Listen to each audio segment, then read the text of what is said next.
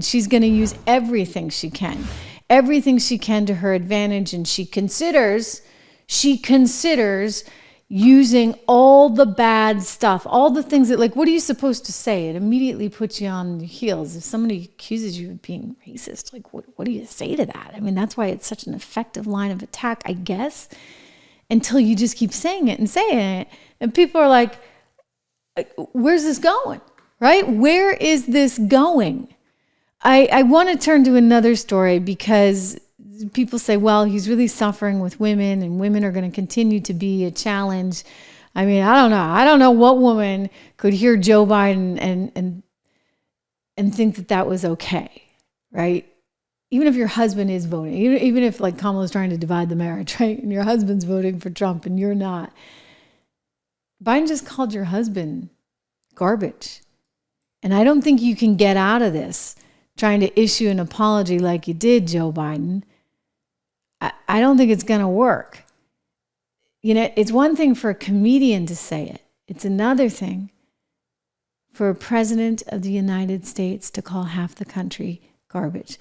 This guy, and I'll play you the original joke just so you have the context, was trying to make a funny quip about Puerto Rico.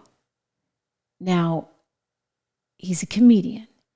He made some funny quips about Jews. He made some funny quips about, I mean, this is what they do. I mean, I'm not condoning it. Maybe I don't have the best sense of humor, right? But like, you know, maybe I had to be there. I don't think the crowd went wild or laughed really hard.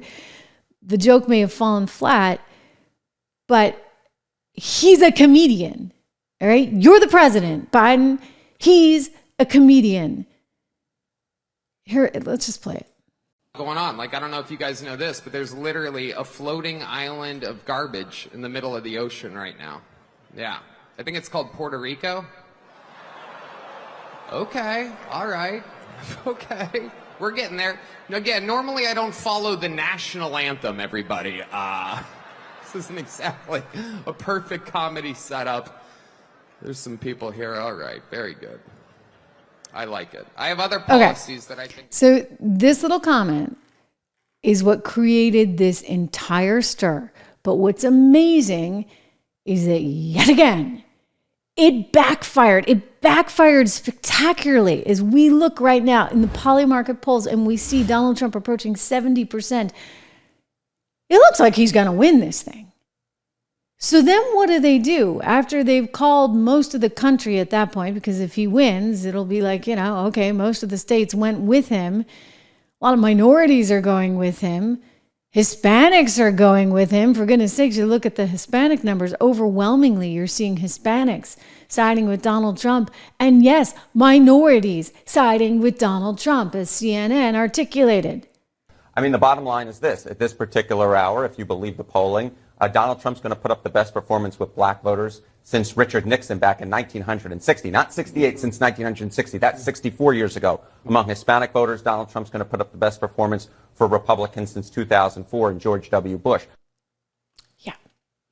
So he's going to put up all these numbers. And are they garbage people that are voting for him, Joe?